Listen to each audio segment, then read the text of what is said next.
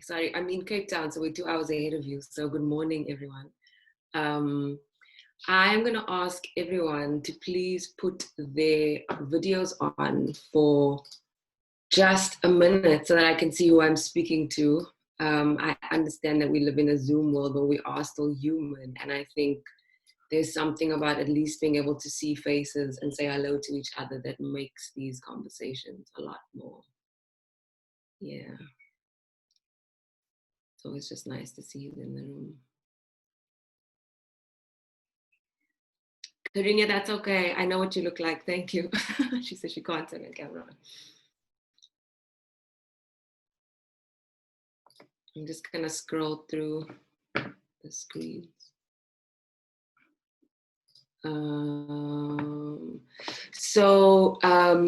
Francis, I think you might need to unrestrict people's videos. They're saying that some people can't turn theirs on because of hosting privileges. I think Vicky, as the main host, needs to do that. So I just, because it's through her center that this Zoom has been allowed. No problem. Thank you, everyone. Just stay on for now. I just want to get a real sense of everyone in the room. And thank you for being patient with this. So I just want to check, and anyone can answer. Have you guys had a break, or have you gone straight from this morning session into this one? They've had like a break from 10:30 to 10:50 where they have theoretically possibly been writing poems, but there was a kind of a break then. Yeah. Okay. Okay.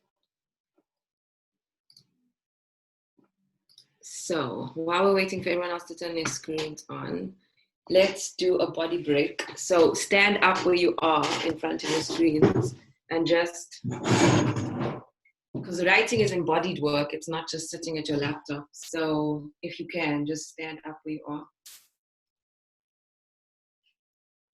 And it's fine. I'm not going to make you do anything crazy. I'm not going to make you dance. It really is just a moment to remember that we are humans in bodies. And so really just stand and breathe, shake any parts of your body that feel tight. You know, we've had a year of sitting down. Stretch up as high as you can. I'm currently living with a very tight right shoulder from overdoing. Remember your legs also. All that sitting isn't so good for the hips. So really move those hips wide and then just shake. And as you're shaking, think of yourself as a blank page, you know, like think of yourself as though you've had a session this morning and this is going to flow on from that. But also just give yourself permission to let all of that go and just be empty and open again. Okay. Thank you, everybody. We can sit down. Okay. So if anyone else can't turn the videos on, that's fine. It's really lovely to see some of you. Let me just say my,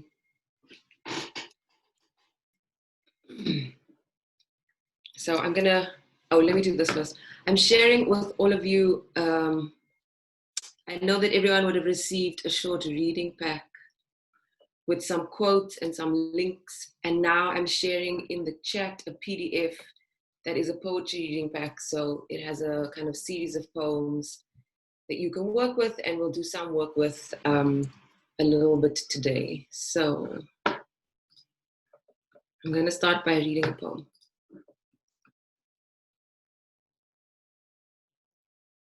I come from, after Robert Sita. There are a few words in this poem that you might not know, so I'm just going to explain what they are before I read it out. Chokers and survivors are a kind of sandwich that we eat where I was in the community I grew up in. So chokers is a peanut butter sandwich, and And it's called that because if you've ever just had peanut butter and bread, like it goes down really hard, so it can like choke on the way down. Chokers and survivors is peanut butter and jam, because the jam makes the sandwich not so not so dense, and so it's easier to swallow down. So that's one reference. And then the next reference is waterlemoenkonfyt, which is watermelon preserve. So I don't know if this happens in the Caribbean, but kind of we take fruit and then preserve it in a way that it almost becomes like crystallized, and then you can slice it and eat it on bread. So I don't know if it's in other words like confit maybe, but it's kind of a like densified, sugarified kind of food. Okay, I come from, after Robert Sita. I come from loquats and fig trees in the backyard, and my grandfather's sunflowers grown with his own hands. I come from Ma Blouse's kitchen, a too-high table filled with waterlemoenkonfyt, and Auntie Doreen's homemade ginger beer brewed for the church bazaar. I come from Ma Blouse's roast potatoes and her bedroom, where her listening ear guided my tongue over the words as I first learned to read, where I first scribbled on a page at 4, and where Charlene and I ate lemon halves like they were apples, wincing with every bite at the sourness we loved. I come from chokers and survivors and frullati pineapple juice. I come from black and white photos fading in brown polished frames, holding faces I recognize but cannot name, that stare down at me to say, this is who you are. I come from 2 languages, but only one that wrapped itself fully around my tongue. I come from first confession on my knees, first communion in a white dress and veil, and confirmation in a white dress suit. I come from a church that I no longer call home. I come from the mosque is our next door neighbor and the sound of the adhan ringing across a quiet night. I come from 2 oceans and too many bloodlines to count: Madagascan, Indian, Welsh, German, Filipino, Spanish, and Khoi. I come from a myriad silent faces not named in our family tree, silenced from shame, intentionally forgotten. I come from so many stories lost, and these same stories calling out now to be found. So I share this poem as a way of introduction and to just give you a little bit more background about me and the work that I do. So I work as a poet, performer, and a teacher facilitator, and I was born and raised in a place called Athlone in Cape Town, South Africa. And I see my work as listening for and writing the stories and poems that help my community heal our inherited and ancestral traumas and access our ancestral wisdoms and gifts so that we can remember who and what we truly are. And so my intention for today's workshop is to share some of my experience and some of my learning around the fact that the work of decoloniality is not actually out there in the world. As in, yes, it is out there in the world, but it's not only out there in the world. That the work of decoloniality begins with me and with my own understanding of myself. And from this place of exploring my own beliefs and understanding the ways in which my own mind is colonized, I can then begin to unpack that and then do that work with my students. And so in the reading pack that you would have received earlier this week, there's an interview that Ron Villanueva does with Jacob Sam-LaRose, who used to head up, who used to work with Vicky and Francis on the creative writing and education MA and the spoken word educators program. Raymond Antaras, who's also a spoken word educator, and myself. And one of the quotes in that is that you cannot give your students what you do not give yourself. And so the idea of going into a classroom attempting to do decolonial creative writing is never going to work if we don't first understand how we are doing that for ourselves, if we aren't doing that work for and with ourselves first. And so maybe just to preface that by saying, I'm making the assumption that many people on this call are also teachers. And so I'm speaking from the intersection of both being a writer and then how we translate that work with our students. And also to say that I'm aware that people are working with a range of different age groups. So I trust that you'll take the information and adjust it to kind of be age appropriate. So I'm going to ask us to start by doing an exercise. I'm sure you have pen and paper in front of you. So take a blank page. And at the bottom of that blank page, in the middle, write your full name as it sits on your birth certificate.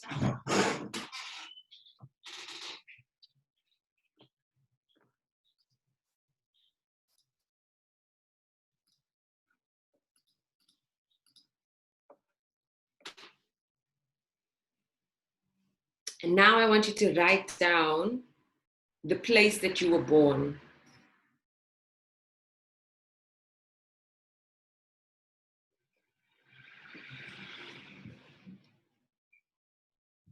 So now, once you've done that, in the line above that, write down your parents' full names as much as you know, according to their birth certificate, and the places that they were born and where each of them were born.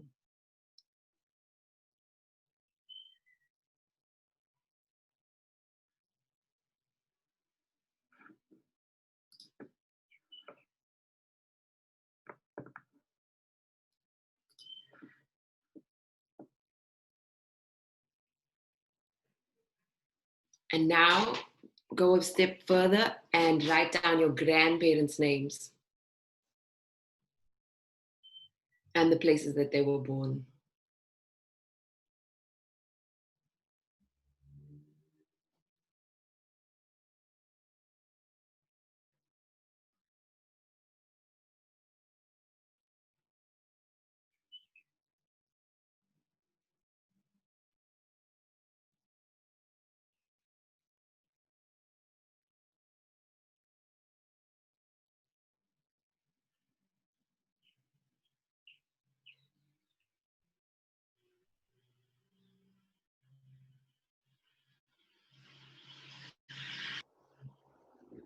And now see if you can name your great-grandparents and the places that they were born.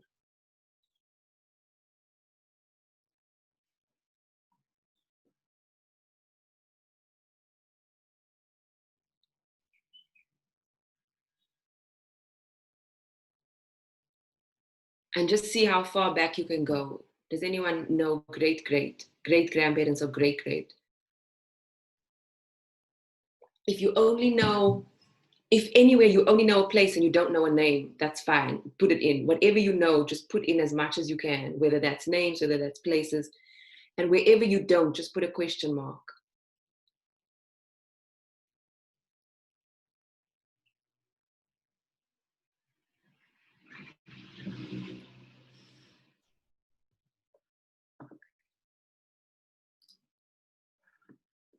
So I'm now going to ask, I'm going to ask questions, and whoever feels comfortable, you can just answer them in the chat. So the first question is, how many generations back can you name?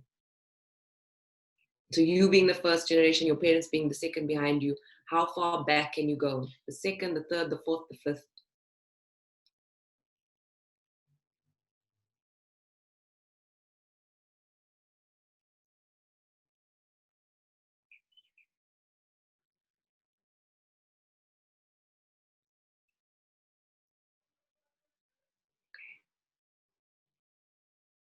How many names do you know?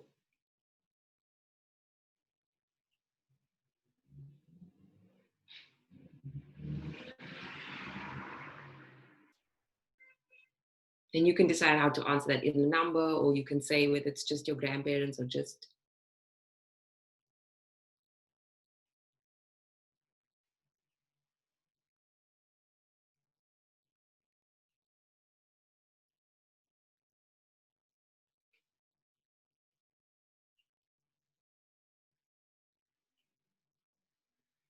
And then the next question that you can just answer for yourself, How many of their stories do you know? So not just their names and where they were born, but how many of their stories do you know?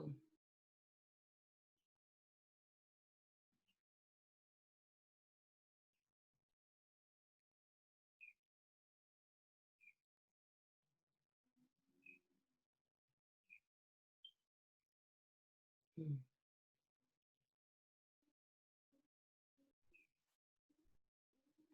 Okay.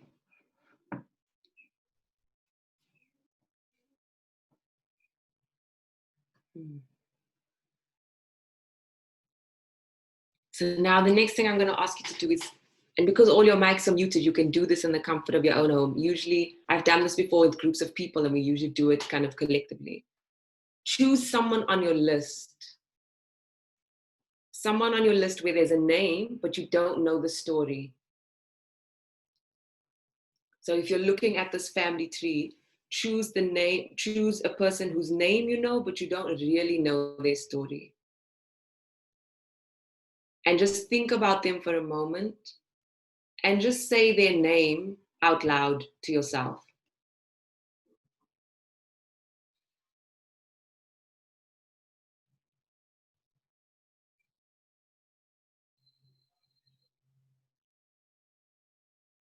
So again, just in case that wasn't clear, just look at that list and choose someone whose name might be there, but whose story you don't know, and just say their name out loud for yourself.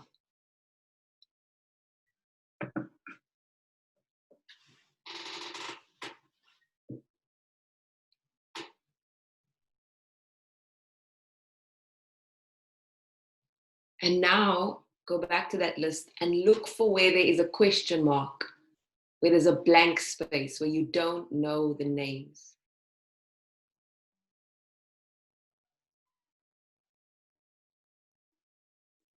And so just ask the question, who is this person? And then say out loud, I say your name.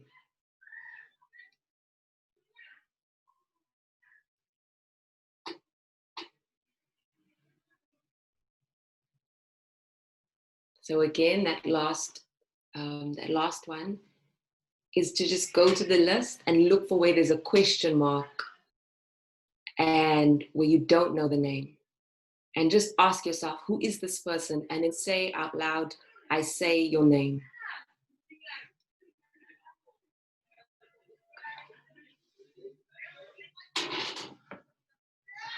Thank you, everyone. So,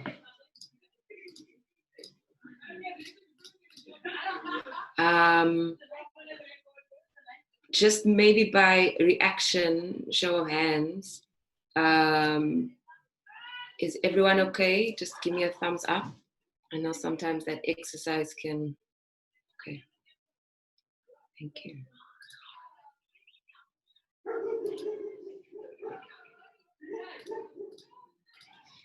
So my work as a poet and my kind of understanding of decoloniality is deeply rooted in ancestral work. I'm a mixed Creole woman born during apartheid under the racial classification of colored in South Africa. So for those who don't know, I'm just gonna go back to the chat quickly. Francesca, you said, yes, that made you feel quite emotional. Yeah, that's why I asked, because, you know, working with our family stories, guys, I'm just apologizing because there's quite a bit of noise in my street. I'm not sure if you can hear it. Working with our family stories and working with our ancestral stories can bring up a lot of emotion for us, whether we know them or not. And I'm working from this place and I'm sharing this perspective with you because this was my road in. So I'm a mixed kind of Creole woman, and I use those terms now, but I was born and raised in a community with the label of colored because this was the classification given to people in South Africa who were not white and not black.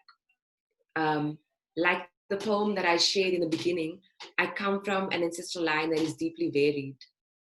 And it's only in the last year or two that I filled in numerous gaps. But when I first did that exercise for myself, I could name my parents and I could name my grandparents, and I still can't name my great grandparents on my mother's side. And on my father's side, I can go back 4 generations because of work he's done and work that I've now done to fill things in. But I come from a family where the stories of who we are and how we came to be are not passed down. As so often happens in communities, in families classified colored, we know our European ancestry, but not our indigenous ancestry, and not our ancestors who were brought here from other parts of the African continent and from Southeast Asia and who were enslaved. To be colonized is to grow up not being taught your true history. To be colonized is to grow up afraid to ask about your family history. To be colonized is to be taught that there is one narrative, one version of history. To be colonized is to be taught that my identity is defined by a label, by a color that needs to fit into one cookie cutter definitive culture. To be colonized is to not question what I've been taught about myself. To be colonized is to be unable to be curious about who and what I truly am. For me, decolonial work is deeply personal. It is writing into the inherited silences of my family in order to sit with the uncomfortable truths, the wounds, and the inherited traumas. I write to transmute that trauma, those wounds, and those silences, so that we can remember that we are not only what was done to us, that we are not only oppressed, but we also are the wisdom and the knowledge and the gifts of our ancestors. And those gifts, knowledge, and wisdom are waiting to be reawakened in us when we do the work of healing. I also write to remember and to reimagine all the ways our ancestors had agency and were free. And so a piece of work that I did when I was on the MA course is a collection of poems called Kritoa Eva Suite, a Cape Jazz poem in 3 movements. I'll put the link in the chat in a minute, and an excerpt of it was turned into an audio-visual piece for an exhibition. And it's the reimagining of a rehistorical narrative of the story of a Khoi, which is an indigenous kind of First Nations woman, who lived and worked in the house of Jan van Riebeeck. So she was a woman who, at the age of 11, was sent to go and work in the house of the first kind of Dutch colonizer settler. And she spoke Portuguese, Khoina, which is her mother tongue, and Dutch fluently, and worked as a translator between the Dutch and the Khoi. But her story was only told through the eyes of white historians and white colonizers in the archives, in the history books. And so, inspired by Professor Joan Adam Addo's Imawinda, or She Will Not Be Named. So Joan, I think, has retired, but she worked at Goldsmiths for many years and set up the Center for Caribbean and Diaspora Studies, and along with another woman set up the MA in Black British Writing. And she was my supervisor. And Imawinda is her rewriting of Afra Ben's Orinoco.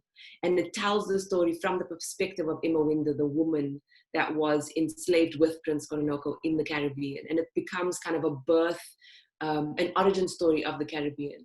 So inspired by that and Kamal Braithwaite's The Arrivants, I set out to write a story that would reimagine this history that isn't told. And so in South Africa, the ways in which the indigenous people are written about are as die strandlopers, which is, and which in English means beachcombers. So people who kind of lazed about and combed the beach and didn't actually have any kind of formal structure. But that is not true. And so, thanks Karina for that. And so through the work, through rewriting, through reimagining Kritoa's story, I realized that in the act of writing it, I started changing the way I understood and saw myself. And the kind of single narrative thing of being colored started moving away, and I became more and more curious. And since then, that was 5 years ago, but since then, continuing this work of reimagining historical narratives in South Africa, and the research that comes along with it, I've really developed a much broader and nuanced understanding of what it means to be mixed, and also understanding how that Creoleness really connects to a much wider history across the world of people who are mixed in various ways, especially because in South Africa, like, that narrative isn't taught in that way. It's a very much like as though we're an exception and this doesn't happen anywhere else. And so as I did that, I started seeing all the ways, and it still happens, all the ways that my own mind was reading the world through a colonized lens. And my own mind was seeing and understanding my own people through a colonized lens. And this is all unconscious, right? We all have this to varying degrees. And so with that understanding and using writing to do that, I then set the intention to work with students to create learning environments where they have the space, the agency, and the tools to question and be curious themselves, to disagree, to dissent, to be able to wrestle with what makes them uncomfortable. And I think the thing that's really that I've noticed is this thing of, again, I cannot ask my students to do what I'm not willing to do myself, which is rooted in Bell Hooks's notion of engaged pedagogy. The first chapter in Teaching to Transgress is a really powerful chapter where she explains all the ways in which she has been remade by her act of teaching, that can re-understood herself and put herself on the line and made herself vulnerable. I'm also aware that I speak from a point of privilege, and that privilege is that I do not work as a full-time teacher, and I do not work inside a schooling system. So I go in as kind of poet in residence, or I run after school programs. And so I have a lot more freedom and leeway to do things differently.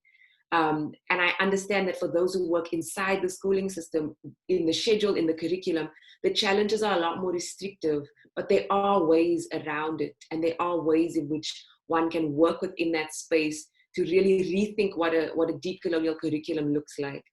And one of the basic things is really allowing your students to inform the reading pack. So that's something that I do, is get students to choose poems that they like, whether I agree with them or not, whether I agree with the standard of the poems. And you balance that obviously with your own choosing, but what you're doing is you're teaching them to be readers, and you're teaching them to bring in perspectives of their own worlds, as well as their own tastes, and making those valid. And you're decentering the power dynamics straight away. And so having them involved in the reading pack.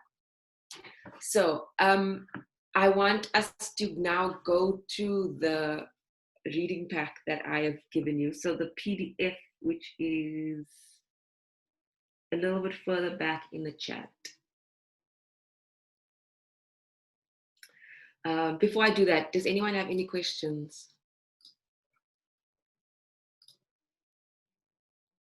You are welcome to raise your hand or put them in the chat. Toni, this audio is a little bit crackly. Maybe we could ask everyone to switch off their videos. It might make it a bit clearer. Is that okay? Is this better? Yeah, that's better. Yeah, that's better. Yeah. Okay. Thanks. No problem. Thank you for that. That's much better. Yeah.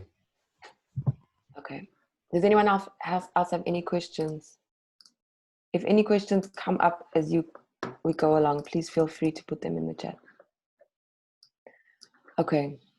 So if we open the PDF, there are 10 pages of poems. And what I would like to do is invite you to just skim through the pack and choose the poem that speaks to you first. And when you're choosing that poem, I'd like you to choose with your gut. So don't overthink it. The first one that speaks to you, the first one that really grabs your attention. And you don't even have to know why. And once you've chosen a poem, if you could just give me a thumbs up in the reactions.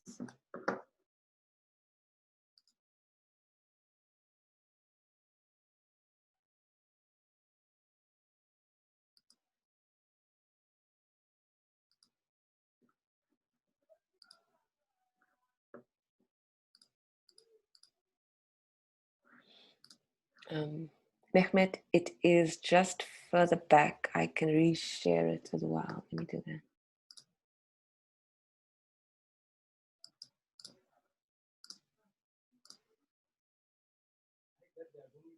Okay, I've just reshared it in the chat.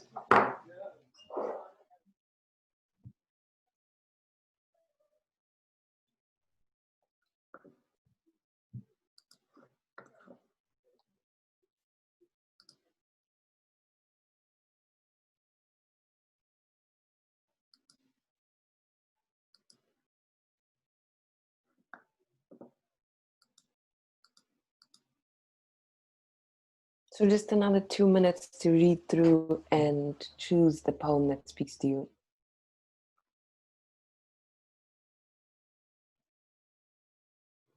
So once you've chosen your poem, really read through it. And as you do so, read through it twice. Jane, you're saying, do you mean the PDF's not appearing in your chat column?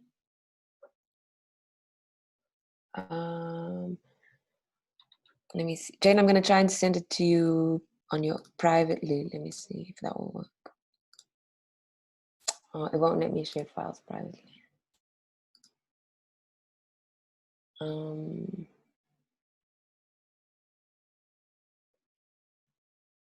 Jane, do you want to just you want to private message me your email address and then I can just ping it to you via email?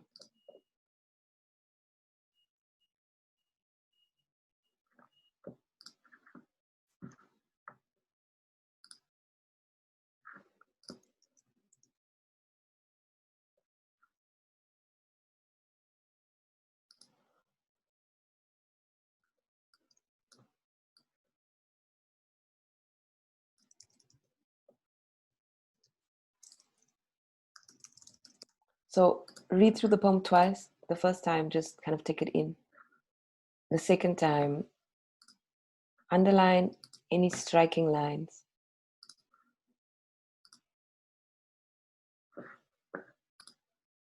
So striking lines are simply lines that stand out for you.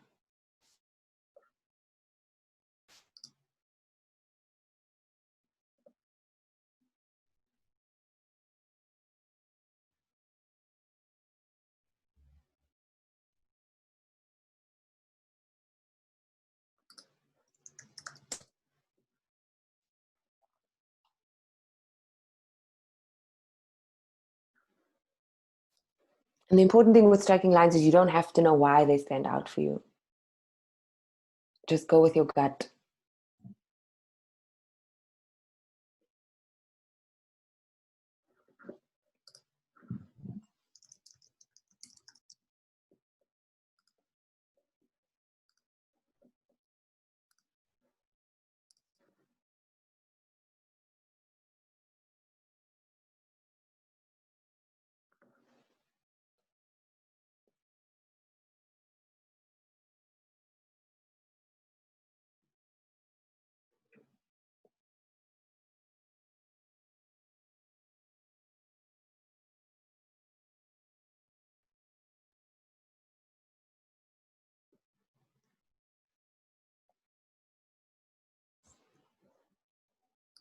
Okay.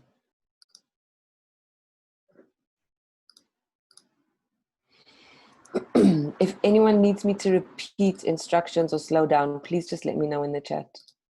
Just because I can't see faces, so it's hard to get a sense, and I don't just want to push and rush ahead. Okay, so now I'm gonna ask a series of questions and just free write your response to these questions. And I'll also put the questions in the chat. So the first question is, how does this poem make you feel?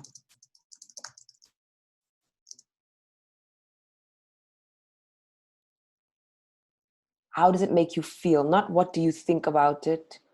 Do you like it? How does this poem make you feel?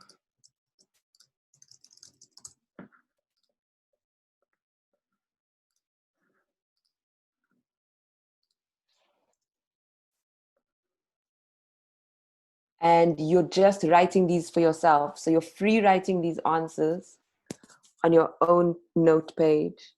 And for now, you're just holding these answers for yourself.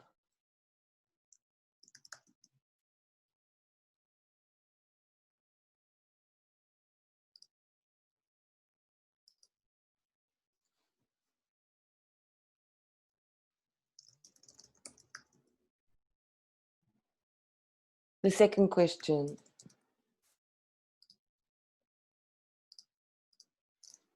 Okay, there's some people who are still just getting the poetry pack.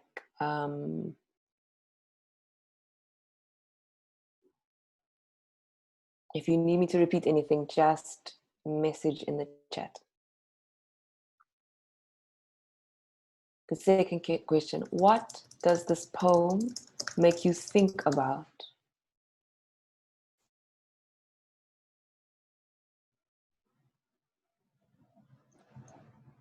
What does this poem make you think about? And as you're free writing these answers, really use the rules of free writing, of writing, like keep writing until I give you the next question. And again, the answers are really for yourself. So you're answering this preferably pen and paper, because something happens when we use pen and paper as opposed to kind of typing. What does this poem make you think about? And go into detail about what that is. Don't just give yourself one line as an answer. See what happens when you keep writing.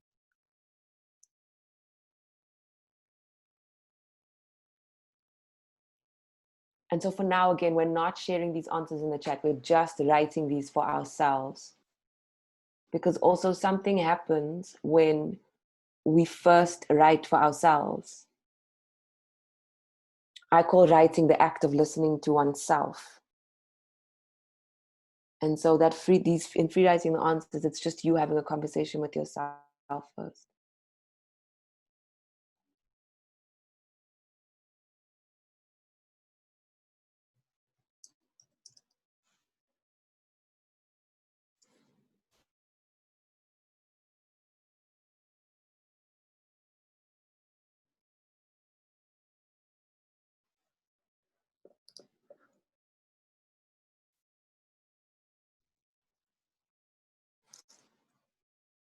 Okay, so the next one is,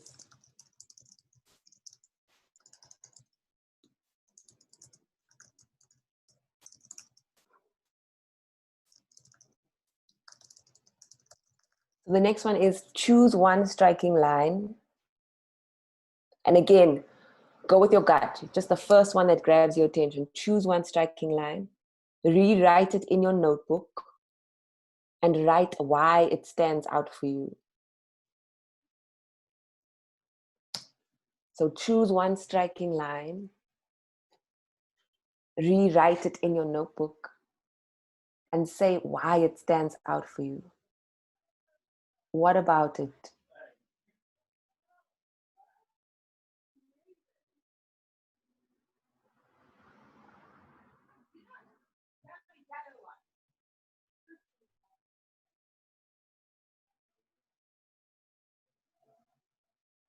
If you have more than one, that's fine.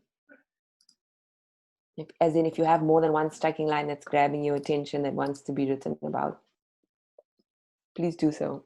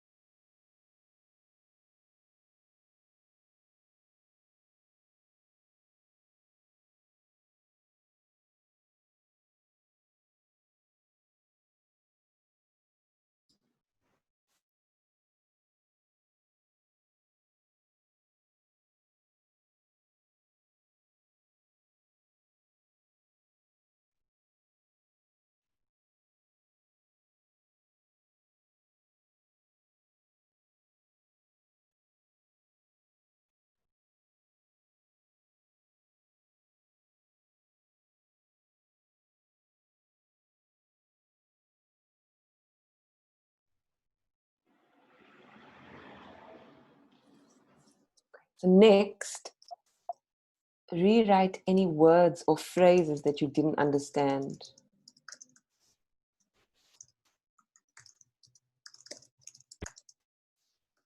It could be that you didn't understand the meaning or the definition of the word itself, or it could be that you're not sure what the poet's getting at. So rewrite any words, lines, or phrases that you didn't understand.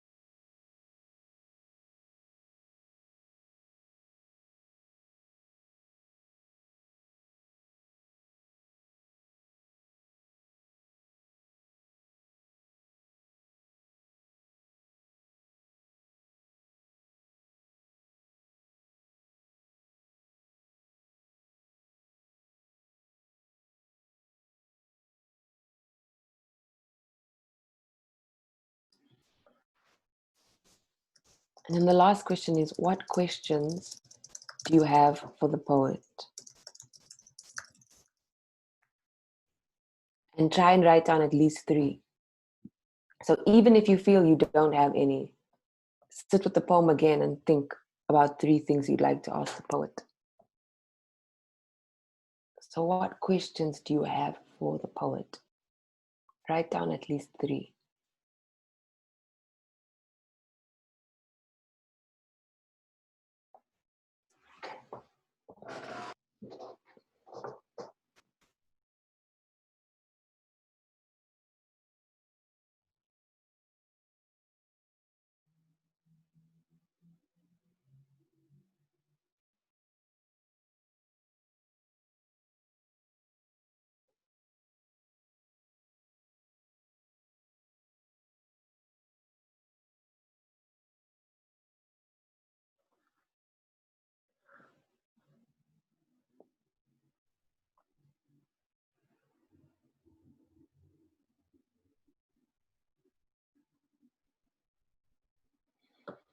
And once you're done, if everyone could please just give me a thumbs up so I can see.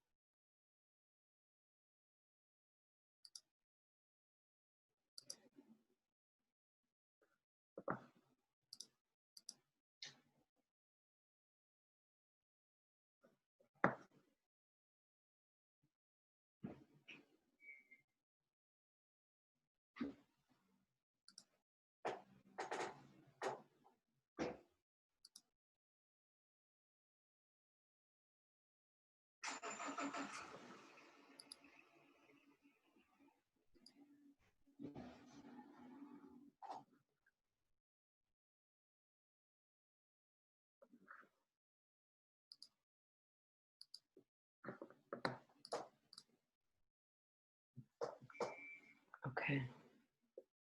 While people are just finishing, Vicky or Francis, would it be possible to put people into breakout rooms? If we could have 3 people in each room, is that possible? Yeah, I'm going to try and do that. Okay. So, And maybe what we could do is have the 3 of us, stay in the main room. okay. Yeah. And then so that the participants can all. Right. I'm just Vicky. I'm not. Vicky, as host, you have this ability to put into breakout rooms, I believe. Francis, I've just made you the host. Okay. Right. Yeah. So breakout rooms. So we're putting So 3 people in a room. 3 people in a room. Threes into 39. What's that? I'm hopeless. My maths is terrible. So how many rooms that? Oh my god. 3. Right.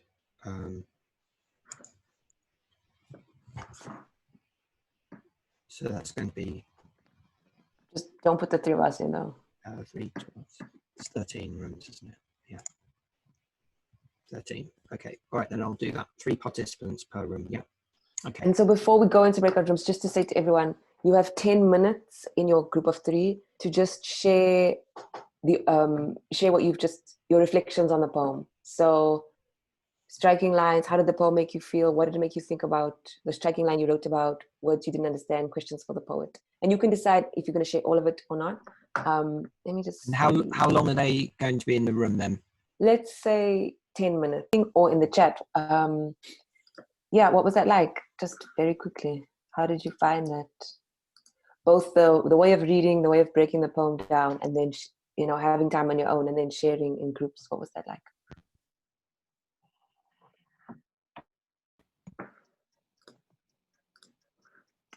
Caleb says everyone chose the same poem. Which poem, Caleb? Small girl. Oh. Diane says it was excellent. Which poems did people choose? Okay. Hi, we chose, I don't remember the name of Logan's poem, but I chose the poem by Koleka Putama, How Whiteness Breaks into Our Homes and Brings Us to Our Knees, which I found very powerful. The imagery, violence, intrusion, violation, bringing us to our knees and so forth. So, thank you very much. You're welcome. So as people are just putting their answers in the chat, I'm just gonna kind of do a bit of a, let's take a step back and meta breakdown. So the thing, I took you through that process quite intentionally because it's something that you can do with students. It's a very, I've done this with high school students. And it means that you're giving them very clear inroads into, you're making the poems accessible to them. And you're also, firstly, by choosing poems that speak to them. In the quotes from Nick Repatrioni's, 55 rules for being an English teacher. One of them in the reading pack says, give them poems that speak to who they are, and then give them poems from people that are nothing like them. And so it's like one of the first ways that we decolonize the curriculum is we give our students poems that completely speak to their lived realities. And so having kind of lived in the UK and taught a little bit in the UK, that's even more important in that context where students of minority backgrounds, students from a range of different cultural backgrounds that aren't the dominant white British background. It's so important to have poems and texts that speak to their own lived realities. And there are a range of poets in the UK writing to those experiences now. Like you literally just have to Google and you can come up with books upon books upon books. And in the last few years, so many poets have been publishing work. So that's definitely there. So what I could do is also, I'll email this breakdown to Francis so that he can send it to all of you, because I know it's in bits and pieces in the chat and also it's in the recording. But just that notion of the really important question is, how did the poem make you feel? So another thing for me is that decoloniality is so much more than just, it's so much more than just the text and the context, right? And the content. It's also everything that we do. So like embodied practice. So getting all of you to stand up in the beginning, like if we were in an actual physical space, I'd probably get people to do a lot more movement, create poems with their bodies together. This thing of working from feeling and really bringing home the notion that thinking is not the only way we know things. Feeling and gut and intuition is also a form of knowledge production. And for cultures that are land-based, for many different cultures in the global South, there are many different ways of knowing. The Cartesian of I think, therefore I am is one way of knowing. It's not the only way of knowing. And so, and again, what did the poem make you think about? Choose a striking line, rewrite words you don't understand, so that we normalize the notion that we're not going to understand everything. And also, as a poet, when I read poems, I find them hard work. I have to read poems so many times to understand them. It's not just that like, we really need to break down this notion that like the teacher understands the poem. Most teachers are scared of teaching poetry because it's scarier, because we don't know how to teach it either. And so breaking down the notion that anyone knows everything and making it normal to not understand things in poems, because we often don't. And then giving them permission to ask questions of the poet, showing them that they have a right to ask, that they have a right to speak back to. So those are very intentional ways of getting them to engage. So another thing that I want to just add is if you look at the reading pack, there are 3 poems that have videos. Small Girl has a link to a video by Vangile Kansha doing a reading. Jamaican British by Raymond Antrobus has a link to Raymond reading that poem. And Talk This Way by Jacob Sam LaRose has a link to that poem as well. So there are very simple ways that you can bring the poets' voices into the classroom without necessarily having the poets physically there. There's so much poetry that is available online, whether audio, whether video. And again, like showing your students who the writers are, and also showing them writers who look like them, showing them writers who sound like them, breaks down, the perceptions and the ideas of what poetry is and what it isn't, and also kind of gives them an understanding of what it can be. So Karina said, picking out lines we didn't understand helped me explore possible meanings. Ah, nice. I like that. And so people chose Jamaican British, Inside Outsider. Yeah, I think that Inside Outsider is by, so Lebo Mashile is a South African poet, really kind of loved, well-known, respected South African poet. And I chose that one because I think it definitely speaks to a lot of experience for people, in the UK, and particularly in London, I want to say. I mean, I think the UK more broadly. Marcelo, your question, which poem are you referring to? Inside or Outsider? Lebo Mashile is a woman. Yeah. Right. Logan says, really connected with the lines, my feet burn with the fires of those who have been anointed with the certainty of origins. Which poem was it from, Logan? Sorry, I'm just finding the unmute button. That was the same, Inside Outsider. Inside Outsider, okay. And so, yeah, just that kind of taking you through it means that you have a felt sense of how to do that. And so it's much easier to recreate that with your students going forward. So I know that we're tight for time, but I want to give us a chance to write. So I am going to put some music on, and I'm going to give you a kind of writing prompt.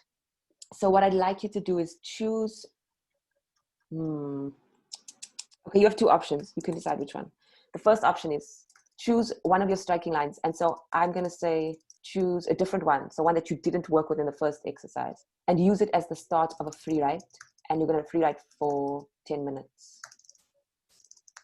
So you can see I work very intentionally with free writes. And the reason I do that is because it allows us to get out of our critical brain and move into the creative brain. And I use it also with students as I start everything with free writes, especially with students.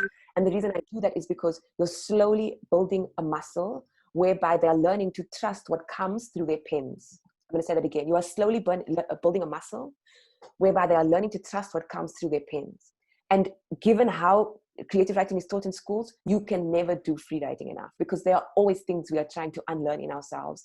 And there are always ways we're trying to get out of our own way. And so everything always starts with a free write, and also starts with the understanding that it's for them only. Free writes are always for them only if they're comfortable to share. But also you're giving them a lump of, free writing is like giving them the permission to create their own lump of clay. It's like going to the earth and digging up your own lump of clay. And then later on you give them scaffolding, which allows them to then sculpt that into a poem. So the first one is choose one striking line and use it as the start of a free write. And the second one is just much more broader, just generally free write a response to this poem. So those are your 2 options. You have 10 minutes starting now, and I'm going to play some music.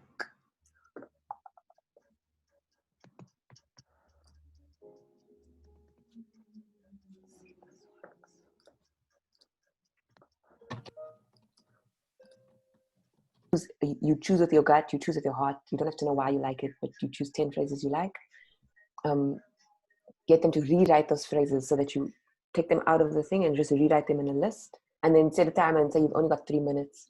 And in that time, use all 10 phrases to create a poem. So can't leave any words out, you can't add any words. And this is important because the restriction of time and working with what's there creates a creative container that allows for happy accidents to happen, but also means that people are like, you can play around with the phrases. And so if you're working with younger students, you could get them to cut up the 10 phrases and just shuffle them around. It's a much easier way to work with them. And always the guideline is trust your first thought. And the most important thing is the poem doesn't have to make sense. It's giving them a chance to play with words so that they become less kind of attached or afraid around what is it going to sound like. Is it going to be good? And so I'll email those instructions with the previous instructions to Francis as well, so that he can send it out to all of you. But that's just a very basic way of working. And from there, with that basic format, you can then do so many other things. You know, you can build on that in different ways. But it's a really, I found it to be a very effective way when working with a range of ages, but especially with students, to really get them in and get them feeling like there's space for their voices. And there's an element of play and lightness in it that makes it easier. We have 6 minutes left. I really want to stick to time because of just how much being online can take from people. And so I just want to open the floor. Does anyone have any questions? And so the thing about questions is you can ask me anything about what I've shared. I'm not precious. I'm not easily offended. Yeah, please go ahead. Okay. So Karina's question is, do you have any advice for working with young people whose first language is not English and feel intimidated by writing poems? Have you done